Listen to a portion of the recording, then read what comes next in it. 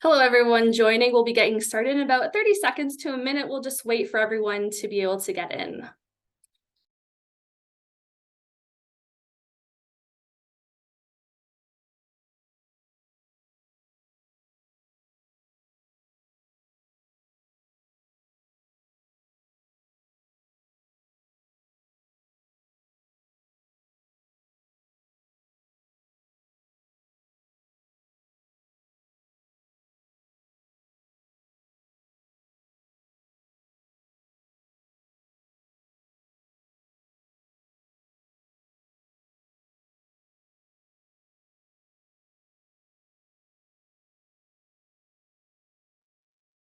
All right, so I think we'll get started. And for those who want to come a little bit later, that's totally okay. So welcome everyone to our GRADflix 2024 information session. My name is Ashley Ryan, and I am a graduate and postdoctoral programming specialist at Graduate Studies and Postdoctoral Affairs, or GSPA.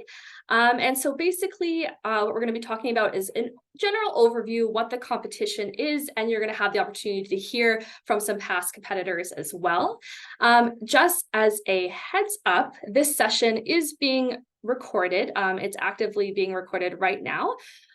What that means is if there is some information that you want to go back to, or if you want to send the link on to some friends of yours that are interested in competing, that will be made available to you. I will send it out through email to everyone who has registered for this session, and it will be live on our GRADflix information resource page as well. So some other heads up, the chat feature, to my knowledge, is disabled for this event, but you're welcome to submit questions for our Q&A, which will take place near the end of the event using the Q&A function, most likely at the bottom of your screens. And this Q&A function also allows you to submit questions anonymously if you wish so as well. All right. So I want to start things off with a territorial acknowledgement. The University of Waterloo acknowledges that much of our work takes place on the traditional territory of the neutral Anishinaabe and Haudenosaunee peoples.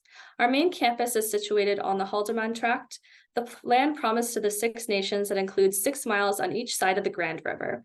Our active work towards reconciliation takes place across our campuses through research, learning, teaching, and community building, and is centralized within our Office of Indigenous Relations. Just a little bit to add to this, the Office of Indigenous Relations has amazing events, workshops, training modules, information, tons of resources, and tips of where to get information. So I highly recommend checking out the resources that are available there. And I also want to acknowledge that things like territorial acknowledgements are only one small step towards reconciliation, and there's lots left to still be done as well.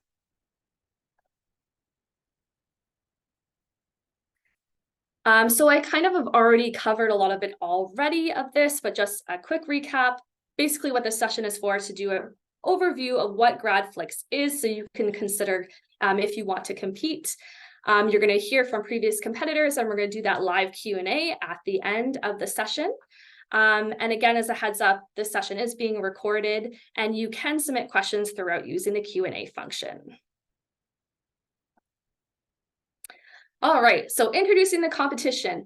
What is GRADflix? You've probably seen it kind of advertised around before. Maybe you've been on campus for a while and some of your friends or colleagues have participated in. So you're here to learn today what exactly it is, how does it work, what prizes are available, all of that good stuff. So what is GRADflix? It is a relatively new GSBA initiative. So it was created in 2018. It is actually University of Waterloo Graduate Studies and Postdoctoral Affairs is the first across Ontario to create and run GRADflix. But now it's kind of caught on a bit because there are universities across the province, 6 in particular, that actually run their own GRADflix competitions every year as well now. So it's very exciting, and hopefully it will even spread further than that. So what it is a research communication opportunity for graduate students. And basically what you will do if you choose to participate is to create a short 60-second, so only 1 minute video, moving slideshow or animation or something else that's mixed media that describes your research. And you might be thinking, Ashley, like I haven't collected my data yet. Can I still participate? And the answer is 100% you can. We've had students participate who are near the end of their degrees that have already written their thesis.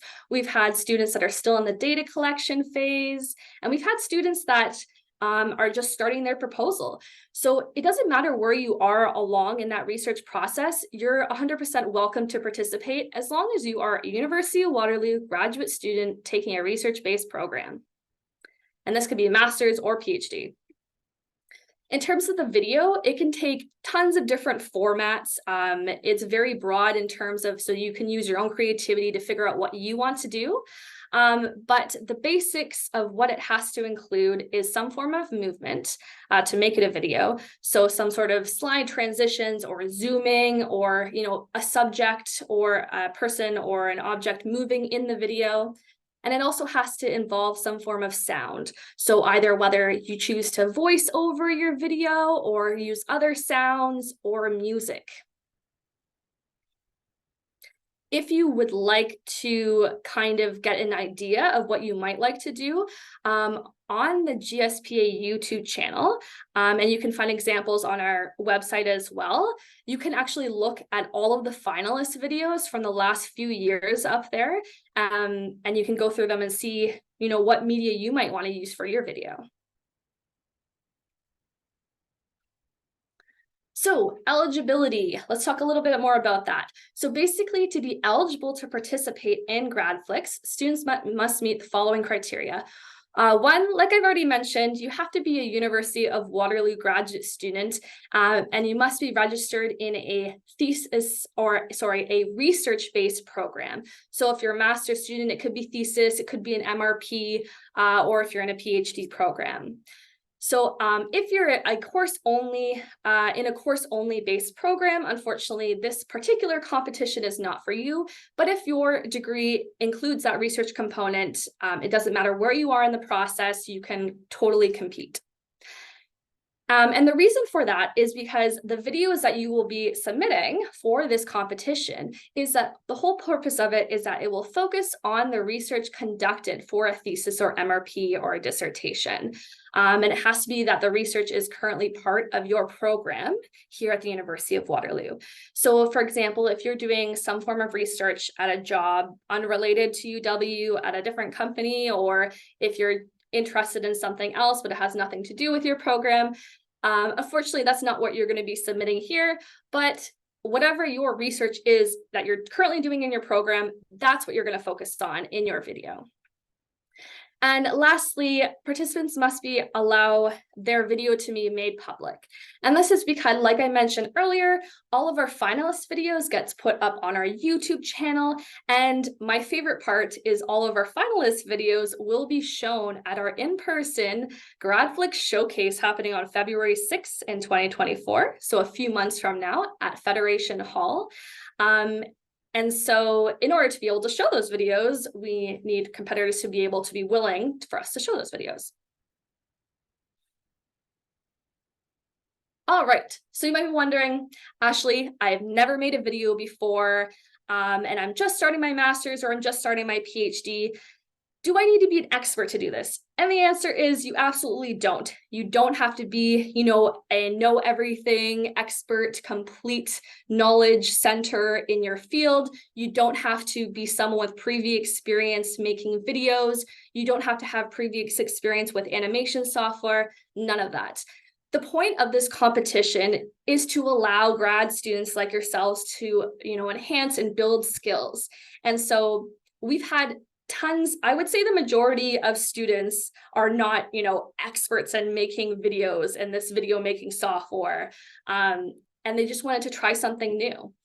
And so it doesn't matter where you're at, you can 100% participate in this, and we can help you along the way with some tips and tricks and providing some resources and things like that. So how do you go about submitting that video once it's complete?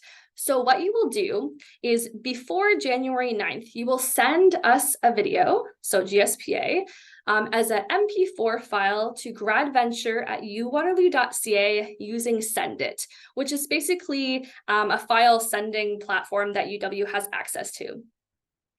So when you go to submit your video, we're also going to have you fill out a GRADflix participant information form with some of the following information, such as your preferred name, so that when we go to put it on our website, we know what exactly you would like listed there, your pronouns, if you'd like the name of your supervisors, a short biography of approximately 60 to 100 words, a good quality portrait or headshot photo, contact information to be listed with your video, and your availability the day of the showcase.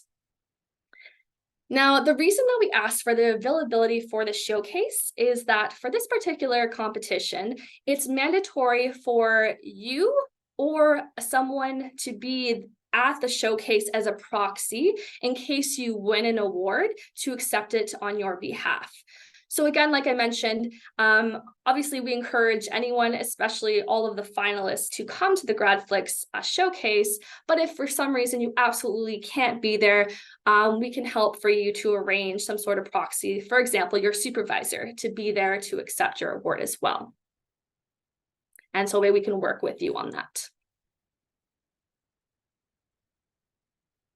So how are these videos being judged?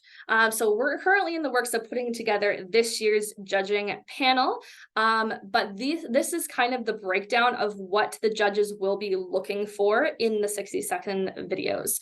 As you'll notice, the huge bulk of it, that 50%, is communication. So we're not looking for this like completely expert animator type video. It's largely a communication competition, right? We want to see you be able to present the main idea of what your research is about in that short 60-second video to even a general audience. So that 50% communication, what we're looking for are things like use of clear language and terminology, using a good pace, appropriate use of images to complement your message, seeing if you are showing your contribution to research and scholarship, and how that's understandable to the audience. We want to see a logical sequence of information. So, seeing that it makes sense and it's very easy to follow. And seeing that you have shown an ability to explain complex ideas to a non-specialist audience. So also keeping in mind that, people who will be viewing this video, whether it's part of this competition, or you post it on your LinkedIn later, or you put it into another competition, it won't just be people from your particular field looking at your video. It will be people from tons of different fields and a lot of people that aren't even in academia altogether. So having that video message be able to be understandable by people from all different backgrounds is really important for this particular competition.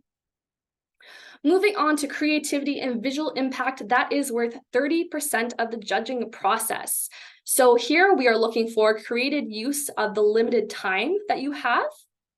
We want to see that you're presenting information creatively, that you have well-designed images and script, and that your video is visually appealing and engaging.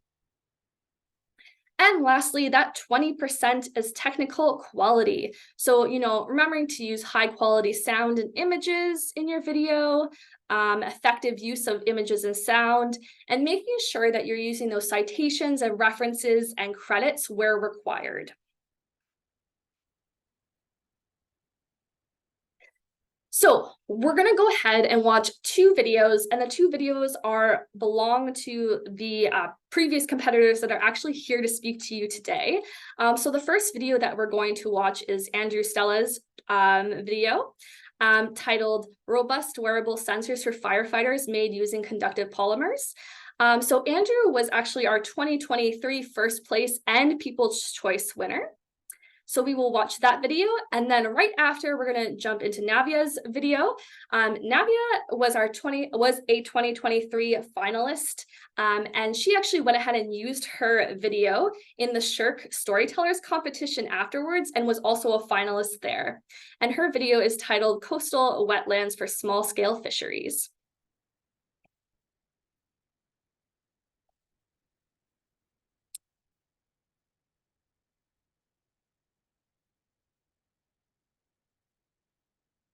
And it should play in a second.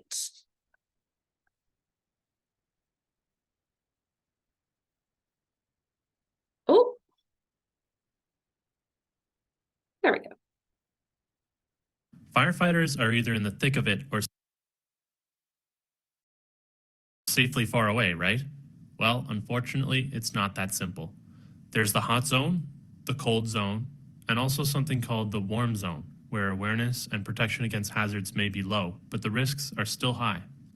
Exposure to certain gases in the warm zone is one of the reasons the World Health Organization classified the firefighting career as a Group 1 carcinogen last year. If we can just keep firefighters out of the warm zone, we can reduce cancer risk. But it is really hard to identify the boundary of the warm zone because the toxic gases are colorless and odorless. My research seeks to leverage the flexibility of a specific type of polymer, which is unusual in that it can conduct electricity. With computational chemistry as our guide, we synthesize new polymers targeting those which will change conductivity in the presence of the toxic gases. Because the material is flexible, we could use printing technologies to produce the sensors and weave them directly into firefighters' coats to protect those who protect us all. All right, and we'll move on to Navia's.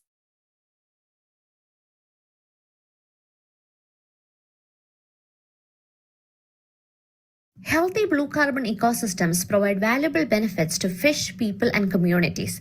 Their habitat for the fish we eat are often the front line of protecting coastal communities from storms and support cleaner water. But they are quickly disappearing due to deforestation, pollution, aquaculture, and coastal development. An estimation of 980,000 hectares of wetlands is destroyed each year. Like the Amazon, if these wetlands are destroyed, they will marginalize fisheries, which threatens the economies and food security around the world. I am working on community-led projects that addresses livelihood needs of local fishing communities with coastal wetland restoration efforts. I'll develop case studies based on coastal communities in Southeast Asia. This is a field study with one-on-one interviews and focus group discussions to understand the social ecological drivers that threaten the coastal wetlands. My research will identify the values of protecting these essential ecosystems for sustaining the marginalized fishing community and restoring them for viability of coastal fisheries.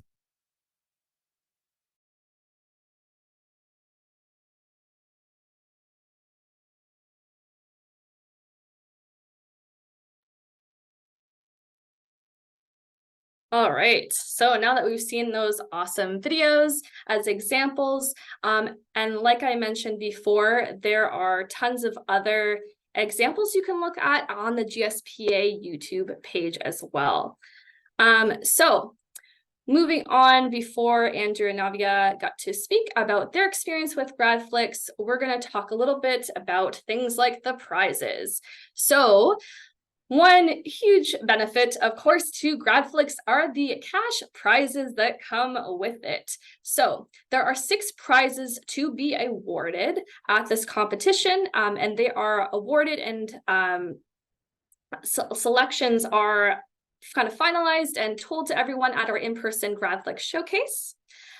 So the 4 main prizes are our 1st to 4th place, which is our 1st place is $750. Our 2nd place is $500, 3rd place is $250, and our 4th place is $250 as well. So those are the main 4 prizes that are judged using the criteria I was talking about earlier.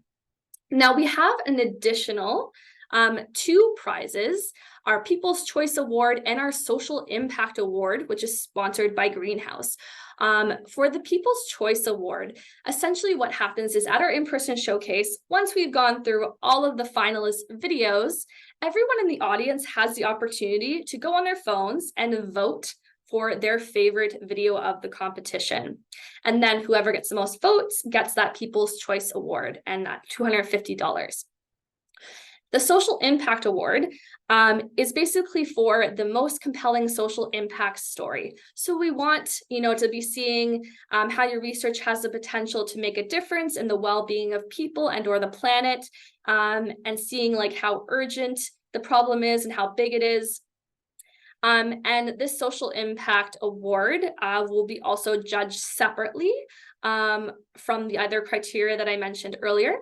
And if you win the People's Choice or you win the Social Impact Award, it does not you are able to still win that one of the first to fourth place prizes as well. For example, Andrew won the first place and the People's Choice Award last year. So some important dates that I want you to keep in mind if you're looking to compete. On Monday upcoming, we do have an optional GRADflix training session. At this session, we're going to go over some tips and tricks for making a video, some resources you can use to make your video, software. We're going to go over kind of communication tips from the Writing Communication Center, and we're going to go over copyright as well. This session will be recorded too if you are not able to attend but want to kind of benefit from the information. November 10th is the last day to let us know at GSPA that you intend on competing. So if for some reason after that date that you decide that you can't anymore, it's not a problem. It's just by this date, we need to know if you are thinking about competing. So we have a registration form on our website right now, and you can go and let us know that, yes, I intend to compete in GRADflix 2024. Now, November 15th and December 5th are optional drop-in feedback sessions. So basically, for anyone who has told us that they intend to compete, these are sessions you can come to get advice on the video that you're making, get additional tips, ask questions, things like that. Now, on January 9th is the last day to submit your video to us. And this is also the last day to fill out that information form I let you know about as well. And then, of course, on February 6th, we have our in-person GRADflix showcase. So what happens at the showcase? It is a red carpet film festival fun event. We have food, we have snacks, we have guests from the community. There's other students there, there's faculty there, there's staff there. We have a photo booth coming this time. It's going to be really fun, and I recommend everyone come out to it, whether you are a finalist or not. So why should you participate? First of all, you can develop and broaden your communication skills, and you can learn new skills as well, like making a video if you haven't done that before. It will allow you to expand your network and gain greater exposure for your research because your video will then be in quite a few different places. You can win those cash prizes that I mentioned earlier. You can apply the skills that you've learned to your teaching if you're teaching a course here or at Conestoga or somewhere else. And you can use it like Navia did to enter more competitions like the Shirk Storytellers competition. So don't just take my word for it. Now is the time for you to get to hear from those previous competitors. So I'm going to hand the floor over to Andrew, and then Navia will actually get to talk after as well before we jump into our Q&A. So I'll stop sharing and Andrew can take it away. Thanks, Ashley. I'm so excited for everybody to participate in GRADflix. I really encourage you to go for it and try to make a video. And I'll also just quickly add, the showcase was really cool. They had it in the Senate room at U Waterloo, and it's like a giant room with a U-shaped, really nice seating, and we had popcorn, snacks, we had a red carpet. My supervisor came, we got a picture on the red carpet. It was pretty fun. So yeah, I'll just talk a little bit about my experience briefly. So as you saw from the video, I work on gas sensors. I want to make new gas sensors that can be woven into clothing. And I know from past experience working at companies how important it is to get the importance of what you're doing across. It's probably as important that people know that what you're doing is important as that you're doing something important, at least in companies. That's how it is. So when I saw this come across, I think in a GSPA email, I knew like, okay, this is a chance to work on my communication skills, see if I can, get what I'm working on across to a generalist audience. So a little bit more to say. So I actually went through 2 iterations of my video. My first video was more of like a Bill Nye, which is like someone in a lab coat talking to a camera with like little science demos going on. Like I was actually in the video, and I had this whole vision that it was going to be, I also like make marshmallows for fun. So it was going to like somehow involve that as well. And I had like all these ideas about what it was going to look like, and then kind of like shove the content in as kind of like an afterthought. And my partner saw the first draft and she was like, no, like this, you need to go back to the drawing board on this. And I'm really glad that she did, because when you only have 60 seconds, it's really important to get the core of your message across and forget about what it's going to look like, or any type of visuals or sound. You need to focus on the communication part. That's like 50% of the judging. So yeah, in the second iteration, which you just saw, it was pretty simple. I had Playmobil, like little toy figures. I shot it with a tripod, just one that holds up an iPhone. I did all the editing in iMovie. You saw I printed off little pictures of the toxic gases, or like the World Health Organization, put it on a popsicle stick. And then I had a black cover that was for the background. Really, really simple setup. And I think that really helps because I started by writing a script the second time. And I think that's really important. So what did I get out of it? I got obviously a lot of validation that I was communicating well, from winning the prizes and everything. And when I was sitting there, I saw all the other videos that were a lot more sophisticated and looked really impressive. And I thought, oh, I just did some Lego figures thing. But later when I talked to a member of my family, she explained that she was able to basically explain my research back to me, which is the whole point of communication. Like, you have an idea in your head and you want that idea to be in other people's. So she was able to just explain back what my research was. So that was actually really helpful. I've used the video now on like my LinkedIn profile and like email signatures. I'm doing a TA right now that's really related to my work in polymers, and I just show the little video to the students, and then they can very quickly understand what it is I do and like what's the importance of what we're learning about. And so, okay, now we come to advice. I would just double down. This is for a general audience. So you really need to write it at that level so that everybody can understand it. Remember, not everybody is an expert in your field. And then number two, I would say write a script for sure. You don't want to do the thing where you just write really cool, interesting things, like as researchers sometimes do, write down and then just try to shove it into the 60 seconds. It's not going to work. You want to start with one sentence that's like flexible. We want to make flexible sensors for firefighters. And then, okay, maybe a little more detail. Why do we need the flexible sensors? Like what's the problem with the current sensors, or something like that. You can expand it from one sentence, because 60 seconds, you're going to realize is very little time. So I would say, yeah, start with like a core message that you want to get across and then build from that. Yeah, that's what I have to say. Thanks, Ashley. Thanks so much, Andrew. All right, so I'm going to hand things over to Navya. Thanks, Ashley, and thanks, Andrew, for sharing all the important resources that you did. So hi, everyone. I am a PhD candidate in sustainability management. And as you saw my video, like my research is on like coastal wetlands and how it is connected to small scale fisheries. So while Ashley was mentioning, like she also mentioned, you don't need to have results like when you show video. That was one of my case. Like I just started my PhD.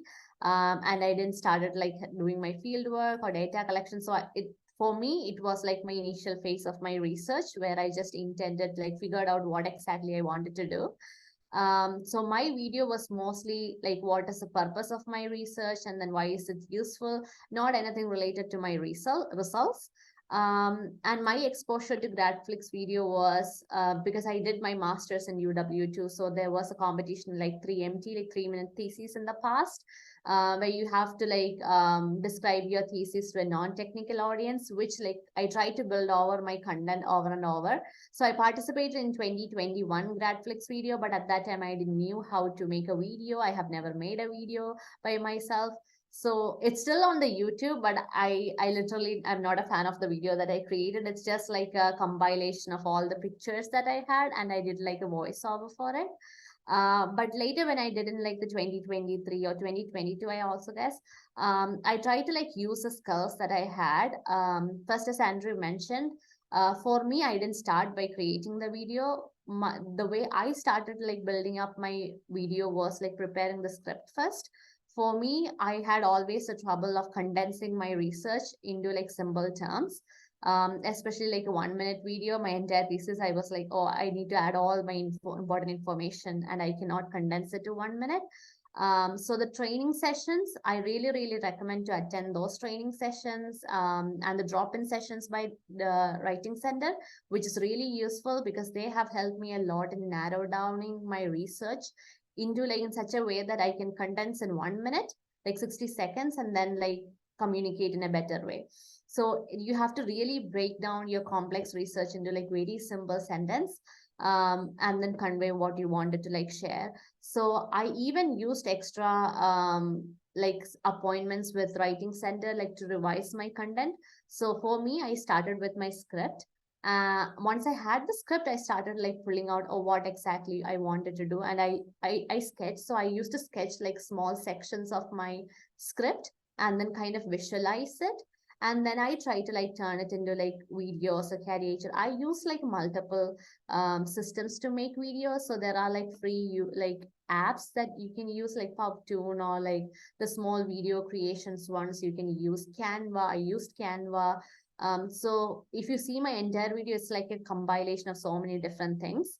And I even used photo, like I merged photos in PowerPoint and you added it in my video too. So it's a compilation of so many different techniques in my video.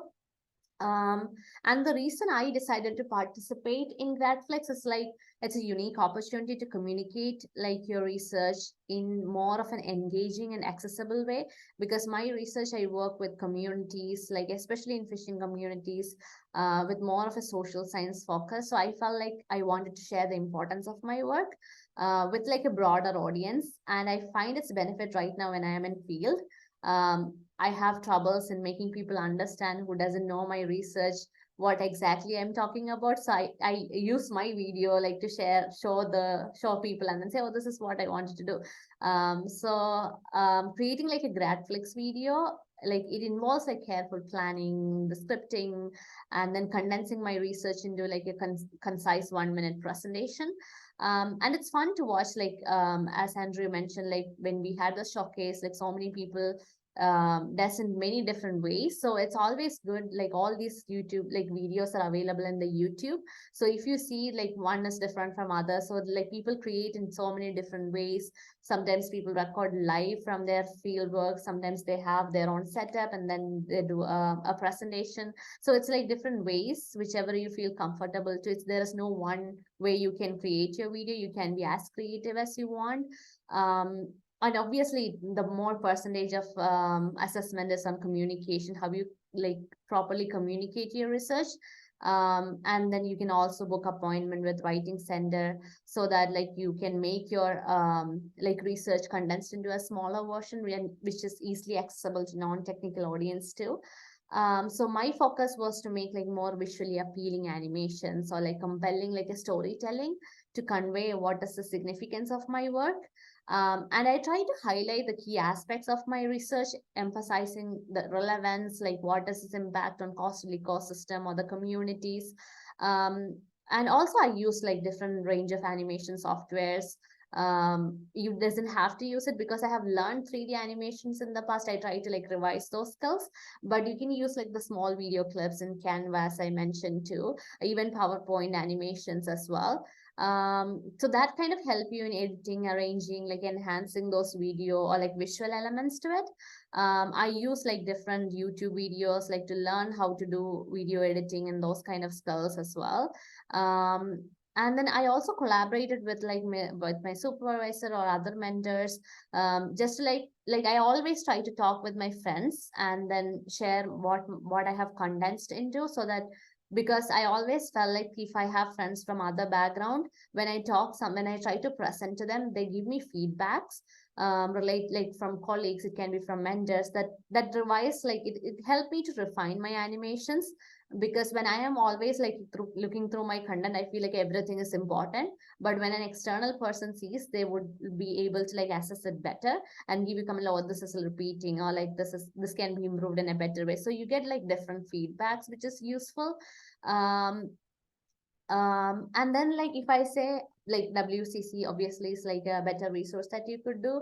And something that I have always improved on like doing these videos is my communication skills, because I learned how to create like videos, and then I learned how to distill my complex research concepts into like concise and engaging narratives. And this experience also honed my ability to like create visually appealing presentations, which is like a valuable skill for especially sharing like research findings with diverse audience if you're working in health or science. And as Ashley mentioned, I used my GRADflix video outside of the competition too. There was share competition, which was like a 3-minute video. So I tried to expand my 1-minute video into like 3 minutes. So it was like more of my foundation. I used GRADflix as my foundation video and then expanded on it. And then I also shared it on my social media platforms and academic platforms, so that like it gave a wider audience reach, especially for those people who are interested in my field, like environment research and sustainability. So it was like more like something that I can initiate discussions or collaborations with people who doesn't know about my research. So as a advice for like GRADflix competition, I would focus on storytelling, because clearly articulating the significance of your research or your results, and its real world implications, it's like it has a huge impact. And then making like visuals or animations effectively, it enhances your understanding and your engagement to your own research as well. And when you try to present, it automatically affects your delivery skills and make you confident to make like a compelling presentation. So more importantly, be passionate about your research, as genuine enthusiasm resonates with the audience too. More than the results, that's something that I always like found it very useful, because over the years when I have applied multiple times to GRADflix video, I felt like when I look back to my previous videos, I feel, oh, I have improved a lot in reducing the content, or like either like improving my video abilities. So you will always feel, oh, you are improving like one step ahead. And also GRADflix actually challenges everybody to condense that complex research into concise and engaging 1-minute presentation. So it helps in like the ability to communicate effectively, explaining your work clearly to both academic or like non-technical audience. And that crafting that 1-minute video like requires critical thinking and time. So I encourage everyone to like start making a script or like communicating with like writing center to know like, oh, if you have like I have friends from math and computer science who sometimes say, oh, my research is very complex, I cannot condense it to 1-minute video. Maybe talking to like peers or like writing center folks, they might be having like better options to like navigate you to make your research into like a 1-minute content, so that you can it can be more accessible to diverse audience as well, if that's helpful. Thank you. Thanks so much. All right, I'm just gonna shift things over here.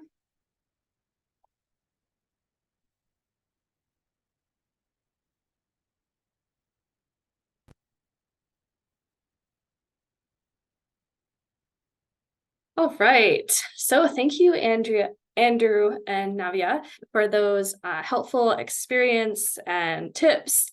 I recently actually finished grad studies here, and every year I was like, I should participate in GRADflix, and I didn't, and I honestly regret it, because I feel like it would have been such a great opportunity. So if you're in that kind of boat of like, oh, I don't know if I should do it or not, I'd highly recommend at least trying it out. So now is your chance. There are some questions starting to come in, but if you have a question for me, Andrew, Navia, like now is the time to put it in the Q&A function right here in Zoom, and we can answer it live. So while you're thinking about those kind of questions, I will start looking at them. So one thing that I had seen before was like, will these slides or the presentation be made available? Yes. So we are recording this right now. I will send the link out to everyone who registered for the session. In addition to that, it will be going right on our GSPA YouTube page. So you will be able to access it on the GRADflix website, which is through GSPA. And it will be live on the YouTube channel as well. As per slides, I can also send those out as well. In terms of citations and videos, so if you look at a lot of the examples that are like citing specific studies and stuff, that's where you'll see them really pop up. If you need help with like citing and videos and how to put them in there or formatting or whatever it is the case, the Writing Communication Center, when they come to the training session next week, or when the drop-ins, the Writing Communication Center will be like the really great resource for figuring out the citation component, I would say. In terms of seeking help in video, or there's a question here about if you can seek help in creating your video or if it should be 100% your work. It's kind of like similar to like your thesis or dissertation in the sense that, you know, it should be your work and you created it. Like you can't go like hire someone to create the video for you. But in terms of you can use, you know, different resources on or off campus to create it, and you can use different tools and talk to previous competitors and, you know, use all the resources at your exposure. Get tips from your supervisor, go talk to the Writing Communication Center, but yes, it should be your work still. Then we have a question, if I'm doing research for a presentation for a class instead of a written paper, can I still make the video on that? So it depends on if the research, the video has to be about your research that you're doing in your program. So again, to mention about the eligibility component, to be eligible for this particular competition, you have to be either a master's or a PhD student in a research-based program. So doing an MRP or a thesis or a dissertation. So if your program does not have a research component, unfortunately, you're ineligible for this particular competition. But as long as you're doing a thesis, dissertation, and MRP in your program, then that's what you would base your video on. And so while I wait for some more questions to come in, I did get some in advance from some people. So one question was, if I don't win, can I compete again the next year? Yes, you can. So like Navia mentioned, she had participated before, and then she kind of changed up what she was, her video, and created, you know, something that she thought was better, and it's a lovely video, and then competed again, and then she was a finalist, and then she went on with her video to become a finalist in the Shirk Storytellers competition too. So yes, you can definitely compete in future years as well. But the video, you can't just resubmit the same video. It has to be materially different. So, you know, using a different script, you'll have to change the video. It basically can't be the same video, but yes, you can compete again in the future. Another question we had was, does it matter what faculty I'm from? And the answer is no. Any grad student in a research-based program across the university, whether it be in the Faculty of Engineering, Arts, Health, Science, Mathematics, Environment, theology, doesn't matter. As long as you're in that research-based graduate program and you're a student here, then you are eligible to participate. So in terms of how long you can kind of compete before not becoming eligible anymore, as long as you have not convocated yet, you can still compete. So if, for example, if you degree complete a few weeks before the competition ends for some reason, or something along those lines, you're still eligible to compete as long as you have not convocated yet. And lastly, where can I get some more information? So like I was mentioning, I'm going to send this information out, but we do have tons of information on our GRADflix webpage. So if you just type like UWaterloo GRADflix, it will bring you to all of that information.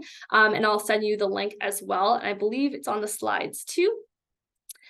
And this is last call for any questions anyone has, or Navia or Andrew, if you would like to say anything else that comes to mind, feel free to do that as well.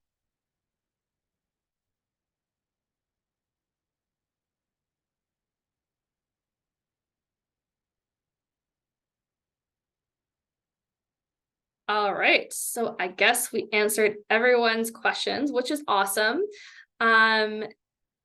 So next Monday, like I was mentioning, we do have a training session. It will be recorded if you're not able to make it, but at this session, we're going to be covering things like how to communicate your research in that short time frame. We're going to go over copyright. We're going to go over resources and tools that are available to you to help you with that video making process. And that's going to be from 1 to 2:30 p.m. on Zoom on October 23rd. And the registration is open for that through Ticketfy as well. And again, similar to this session, it will be recorded and posted on our website as well. And that brings us to closing. So thank you so much for your interest in GRADflix 2024 and for attending this information session. We hope that you found this information helpful for you. And we hope to see all of your videos come into the competition. Feel free, if you have any questions at all, feel free to contact us at gradventure@uwaterloo.ca with any questions.